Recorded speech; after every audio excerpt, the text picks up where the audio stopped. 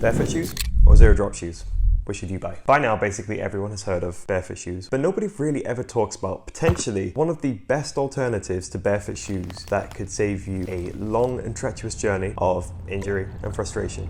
Speaking from experience, of course. The alternative I'm referring to is, of course, the world of zero drop shoes. And if I've done my job well, by the end of this video, you'll have all the information you need to make the decision as to which option is best for you in your current stage of your foot improvement journey. Enough of the fluff, let's get into it. Let's first make sure that we're on the same page here. A barefoot shoe is fairly self-explanatory. Everything about its form is supposed to mimic the sensation of being barefoot while not actually being barefoot. So, super light, zero drop between the heel and the toe, a wide toe box to promote natural splaying, and minimal support and cushioning. A zero drop shoe, on the other hand, is a type of footwear that maintains sole thickness between heel and toe, meaning there's no heel elevation. And while it's not a necessity for a zero drop shoe to have a wide toe box, there are models, such as my Ultra Escalante 3s, that do have them. All of the shoes that I've mentioned so far in this video are linked down below in the description, so if you feel like picking them up, you know where to go. So now you're aware of the two types of shoes we're going to be talking about, but we now have an issue in how people make the transition to barefoot shoes. There is a huge amount of great marketing towards barefoot shoes, and a lot of it is so effective because it just seems so fitting and natural. Of course, something that works alongside our evolutionary history rather than against it is good for us, right? Not necessarily. When you see those super impactful graphics showing cramped feet in poorly designed conventional shoes, that alone can be enough to sway people to make the move to barefoot shoes straight from conventional shoes. That's one big jump, my friend. So when people want to get into barefoot shoes, they're usually convinced by one of the following qualities: a wide toe box, no support, the ultimate amount of flexibility, ground feel so that your body can sense the ground and react accordingly, and the fact that they're low to the ground in order to prevent ankle rolling. And that's all well and good, but you're putting the cart before the horse here. A shoe is only ever going to be as flexible as the foot it's holding. Similarly, jumping into the wild west of no foot support is a bad idea if your stabilizer muscles are wet spaghetti. And being able to sense the ground and react accordingly is a skill that needs to be trained and not one that you necessarily need to fork out money for. In some ways, it's kind of like handing a Ferrari to someone who's just passed their driving test.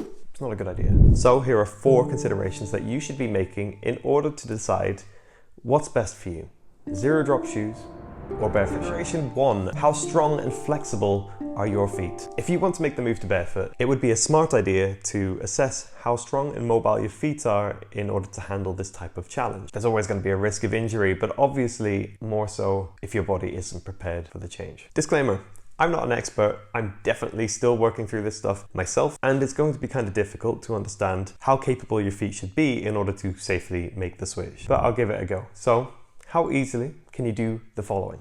Big toe awareness. How easily are you able to move your big toe separately from your other toes? Toe spreading. Try splaying your toes out as far as possible. This can help us assess how easily your toes move apart and whether they have good mobility. Toe spacers are a great item to pick up here, and I will leave them in the description below.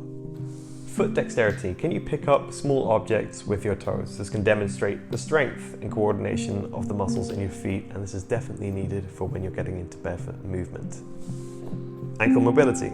Sit on the floor with your legs straight and try to flex your ankles to see if you can point your toes upwards, then flex them downwards, and if you have a limited range of motion, it may indicate you have reduced ankle mobility, which is also required for barefoot movement. Number 5, balance and proprioception. If you stand on one foot with your eyes closed, can you balance without swaying excessively? If you can, that's a good indication of foot and lower leg strength and proprioceptive ability.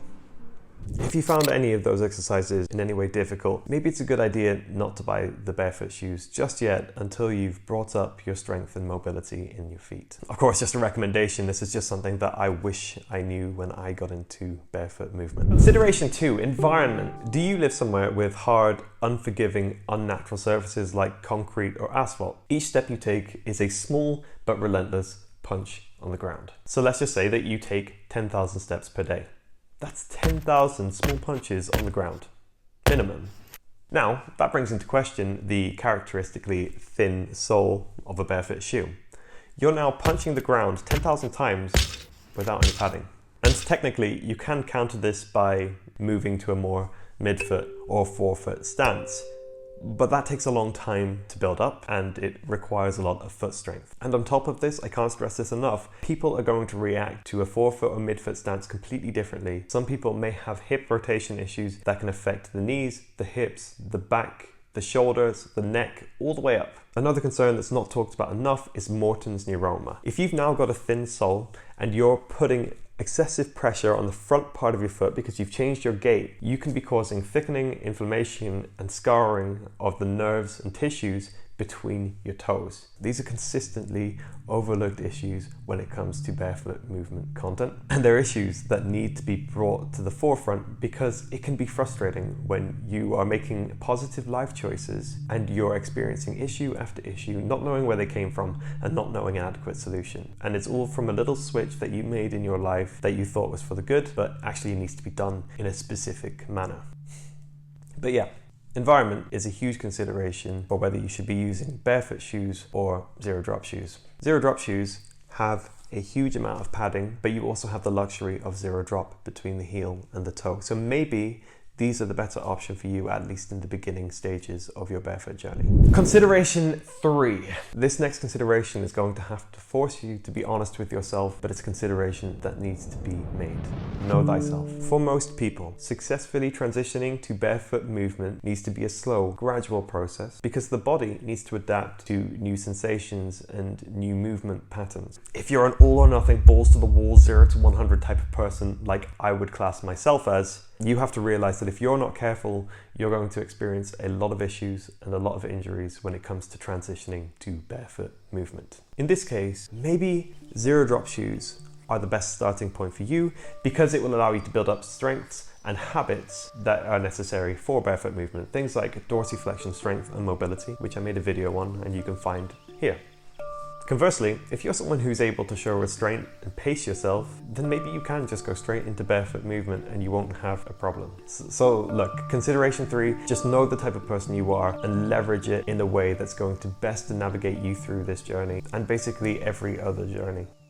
At this point in the video, I've hopefully raised awareness of some of the issues that are involved in jumping straight into barefoot shoes. And I'm a big advocate for barefoot shoes. If I wasn't, I wouldn't have 3 separate pairs that I use very often. But look, skillful marketing and mostly positive testimonials from people who have been convinced by a good idea or vision takes the limelight. And ultimately, it's the realistic information that's essential for making informed decisions, that's essential for driving good ideas and visions forward, that gets overshadowed. That's where I hope this video comes in. Barefoot shoes, awesome, if the transition is done correctly. I'm an example of somebody who didn't do it correctly, and this is the information I wish I had before making the move to barefoot shoes. I would have still made the move, I would have just done it differently.